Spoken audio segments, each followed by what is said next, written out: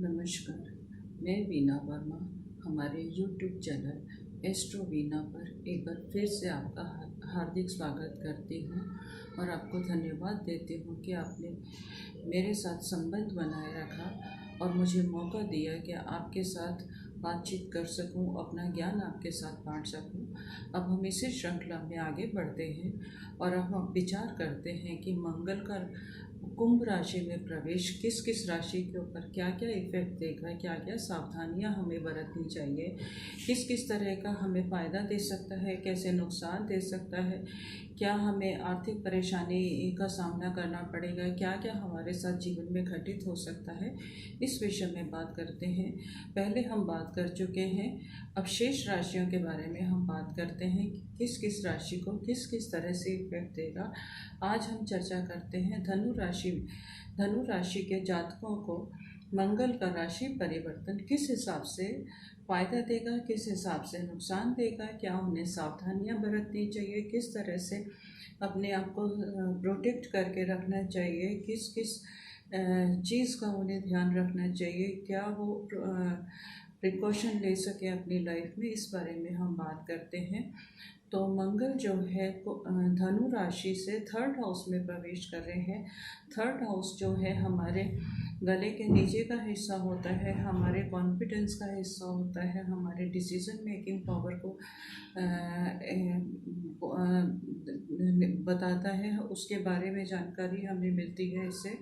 और सेकंड में अभी शनि और बृहस्पति ही विराजमान रहेंगे, तो धनु राशि के जातकों को किस तरह का ध्यान रखना चाहिए, इस बारे में हम बात करते हैं। तो धनु राशि के जातकों को अपनी वाणी पर, अपने डिसीजंस पर नियंत्रण रखना चाहिए।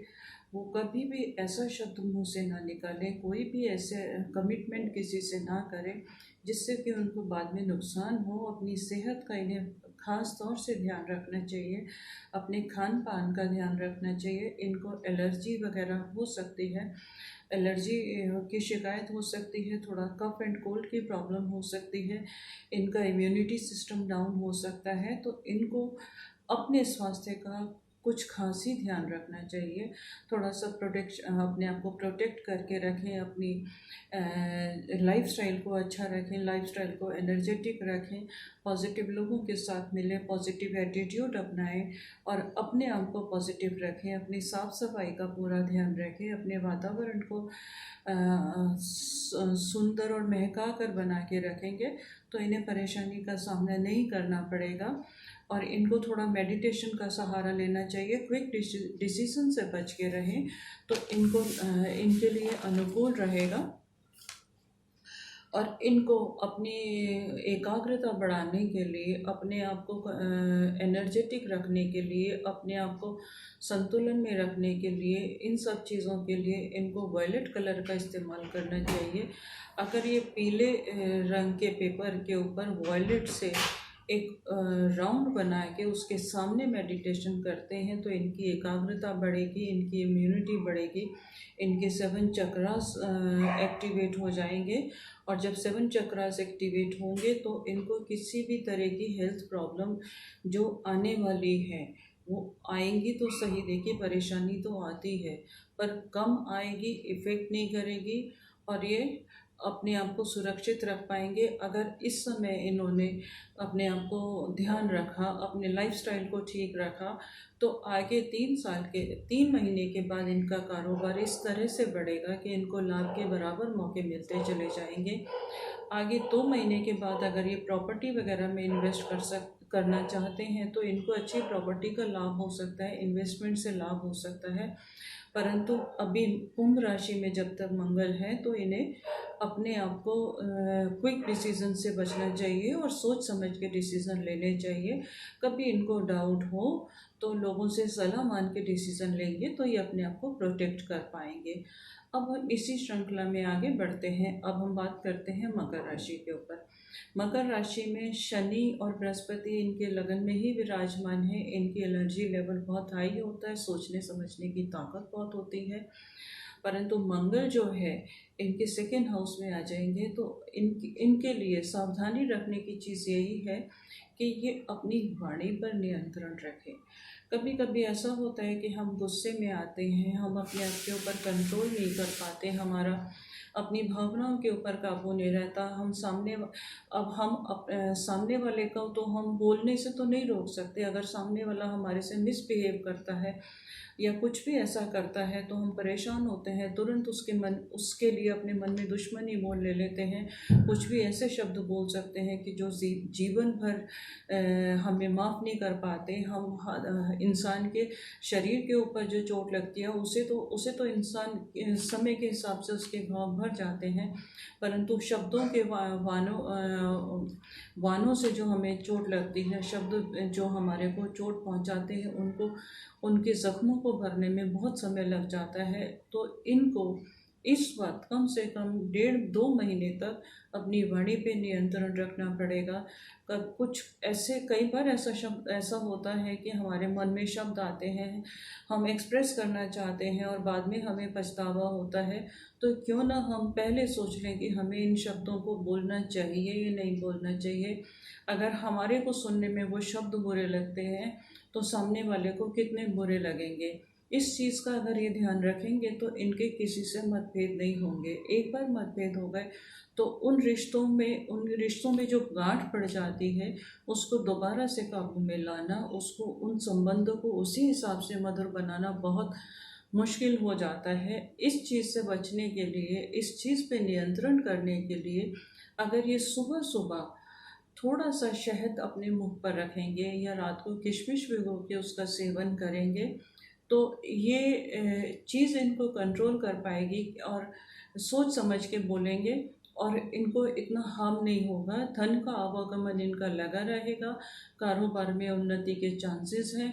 पर ध्यान रखने वाली बात है, कारोबार में उन्नति भी यही होगी कि अपने क्लाइंट्स के साथ, अपने लोगों के साथ, अपने कोलीग्स के साथ अगर मधुर व्यवहार बना के रखेंगे, मधुर संबंध बना के रखेंगे, तभी इनका कारोबार आगे बढ़ेगा, तभी इनको इनके काम में तरक्की होगी, तभी इनके लाभ के मौके मिलेंगे और तभी इनको अर्थ का फ़ायदा होगा। तो इसलिए मेन ज़रूरत है इनको अपनी वाणी के ऊपर नियंत्रण रखना, कोशिश करना कि मधुर से मधुर बोलें। अगर कुछ मन में से अपशब्द आते हैं और कभी ऐसा मौका आता है कि ये अपने आप के ऊपर काबू नहीं रख पाते तो उस स्थिति से निकलने के लिए ये उस जगह को ही छोड़ दें, उस स्थान को छोड़ दें और कुछ समय के बाद ये सब कुछ शांत हो जाएगा, माहौल सुखमय हो जाएगा और इनको कारोबार में तरक्की मिलेगी। अब हम आगे बढ़ते हैं, कुंभ राशि के बारे में बात करते हैं। तो कुंभ राशि में लगन में मंगल आ जाएंगे। लगन में मंगल आने के बाद थोड़ा तो ये परेशानी का माहौल बना सकते हैं, थोड़ा सा अग्रेशन, थोड़ा सा कारोबार के रास्ते खुलेंगे, कारोबार में कोई परेशानी नहीं होगी, कारोबार के नए नए मौके भी इनके पास आएंगे। और गोचर में जो स्थिति है, पंचम में राहु, 11वें में केतु, इनको लाभ के बार बार मौके देगा। परंतु कभी कभी ऐसा होता है कि इनको अपने लाइफस्टाइल के ऊपर, अपने ग्रोथ के ऊपर, अपना बीपी का इनको कंट्रोल करके रखना पड़ेगा। थोड़ा सा इसको कंट्रोल रखेंगे, इनकी लाइफस्टाइल अच्छी होगी तो ये आगे तरक्की करते चले जाएंगे। और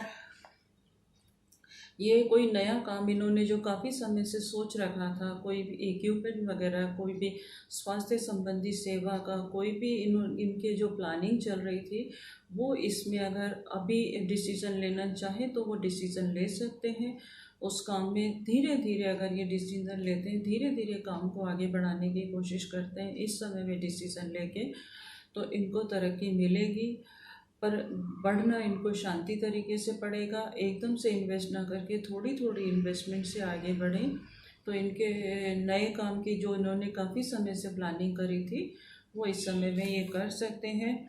और इनके लिए अगर ये अपने काम में तरक्की चाहते हैं, अपने मन को शांति चाहते हैं, अपने आप को संतुलित रखना चाहते हैं, तो इनको तांबे के लोटे से सुबह सुबह सूर्योदय के समय पर सूर्य को जल चढ़ाने हैं। तांबे के लोटे में थोड़ा सा ये शक्कर का इस्तेमाल कर सकते हैं, थोड़ा सा गुड़ डाल सकते हैं, और उसके अभाव में भी थोड़ा सा 1-2 दाने चीनी का भी प्रयोग कर सकते हैं।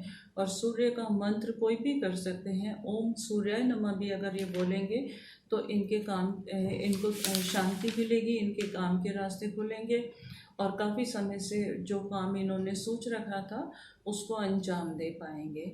अब हम आगे बढ़ते हैं मीन राशि के ऊपर। मीन राशि में जो गोचर की स्थिति है, शनि और बृहस्पति इनके लाभ स्थान में है। लाभ स्थान में सभी ग्रह जो है हमारा का अभी तक का एक्सपीरियंस है अच्छा फल देते हैं, बहुत अनुकूल फल देते हैं।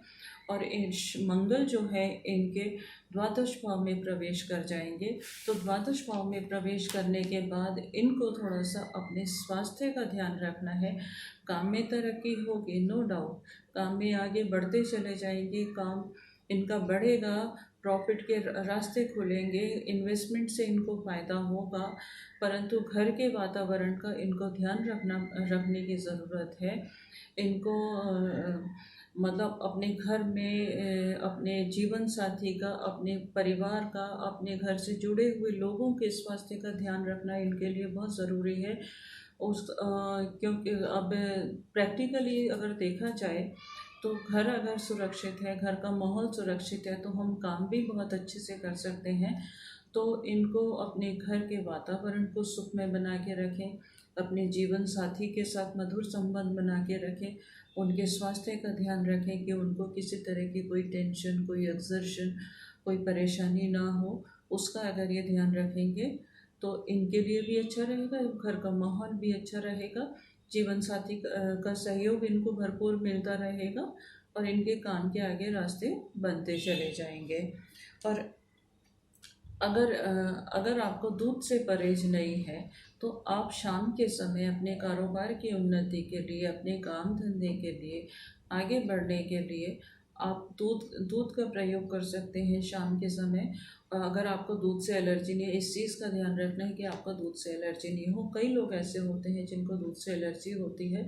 अगर इनके साथ में ऐसा है तो फिर ये दूध का सेवन ना करें। और अगर इनको दूध से एलर्जी नहीं है तो ये शाम के समय दूध का सेवन ज़रूर करें। दूध चाहे कैसा लेना चाहें, ठंडा लेना चाहें ठंडा ले सकते हैं, गर्म लेना चाहें गर्म ले सकते हैं। अगर आपको डायबिटीज़ वगैरह नहीं है तो उसमें मीठे का प्रयोग भी कर सकते हैं। तो इनके लिए अच्छा रहेगा, इनका स्वास्थ्य अच्छा रहेगा। और लेबर जो है, लेबर का आपको आपके अधीनस्थ जो कर्मचारी होते हैं, लेबर वर्क जो करते हैं, आपके सहयोगी जो हैं, उनका भरपूर आपको साथ मिलेगा। और उनको अगर टाइम टू टाइम आप कुछ गिफ्ट करते रहेंगे तो आपके कारोबार में उन्नति होती रहेगी। गिफ्ट करने के लिए आपके पास लाल रंग की चीज़ों का अगर आप उनको दान करते हैं, लाल रंग की चीज़ें आप उनको देते हैं तो आपके लिए शुभ संकेत है। आपके कारोबार के रास्ते खुलेंगे, आपके काम धंधे आगे बढ़ेंगे, और आपको उनके सहयोग से अगर आप थोड़ा सा भी गिफ्ट देंगे तो उनका सहयोग आपको इतना मिलेगा कि आपके लिए वो बहुत खुश होकर काम करेंगे। और अगर काम में अगर किसी की अच्छी वाइब्रेशन जाती है, अच्छी ब्लेसिंग्स जाती हैं, तो उस काम को आगे बढ़ने से कोई नहीं रोक सकता। एक बहुत अच्छा मुकाम मिल जाता है, एक अच्छी पहचान मिल जाती है। इनको एक चीज़ का और ध्यान रखना है कि कभी भी ये बहुत सेंसिटिव इतने होते हैं कि कभी भी ये डिस्टर्ब हो जाते हैं। तो उस स्थिति को अपने काबू में रखें, डिस्टर्बेंस से बचने की कोशिश करें। उससे बचने के लिए अपने वर्क प्लेस पर एक छोटा सा प्रयोग कर सकते हैं। एक कांच का ग्लास लेंगे, कांच के ग्लास में थोड़ा सा पानी भरेंगे, हाफ ग्लास पानी होना चाहिए, उसमें एक नींबू डालेंगे और उसमें नमक का प्रयोग भी कर सकते हैं। आफ्टर एवरी 7 डेज उस पानी को आप चेंज कर सकते हैं। पानी तो आप रोज़ चेंज कर लीजिए, नींबू को आप आफ्टर 7 डेज चेंज कर सकते हैं, जिससे कोई भी जो अनुकूल प्रभाव है, कोई भी नेगेटिव ऑरा है, कोई भी नेगेटिविटी है आपके सराउंडिंग, और जो छोटी छोटी आपको चीज़ें डिस्टर्ब कर देती हैं, तो वो आपको डिस्टर्ब नहीं करेंगी। इन्हीं शब्दों के साथ मैं आप यहाँ समाप्त करती हूँ। एक नई श्रृंखला में आपसे फिर से मुलाकात होगी। जिसमें हम अंकों के बारे में बात करेंगे। अंकों के बारे में बात करने में सबसे पहले मैं आपको ये भी बताऊंगी कि अंकों की उत्पत्ति कैसी हुई। अंकों के बारे में, न्यूमरोलॉजी के बारे में हमारा ज्ञान तभी साक्ष्य होगा जब तक हमें उसकी उत्पत्ति का पता नहीं चलेगा। तो उसको हम नई सीरीज़ को अब हम कल से शुरू करेंगे। अभी मैं आपका धन्यवाद देती हूँ, आपका मेरे साथ जुड़े रहने के लिए, मेरे को सहयोग देने के लिए। और फिर लास्ट में मैं आपसे रिक्वेस्ट करती हूँ कि अगर आपने मेरा चैनल सब्सक्राइब नहीं किया तो इसे सब्सक्राइब भी कीजिए, लाइक कीजिए, लोगों के साथ शेयर कीजिए, क्योंकि ज्ञान जितना बांटा जाए कम है। ज्ञान बांटने से बढ़ता है, कम नहीं होता। धन बांटने से बढ़ता है, कम नहीं होता। और ज्ञान जितना ज़्यादा बांटा जाए सभी के लिए अच्छा है, आपके लिए भी, मेरे लिए भी। मैं जितना दूंगी मेरे को उससे कई गुना मिलेगा और मैं फिर आपके साथ बांटूंगी। इन्हीं के साथ मैं अब आपसे विदा लेती हूँ। कल फिर मुलाकात होगी एक नई सीरीज़ के साथ। धन्यवाद।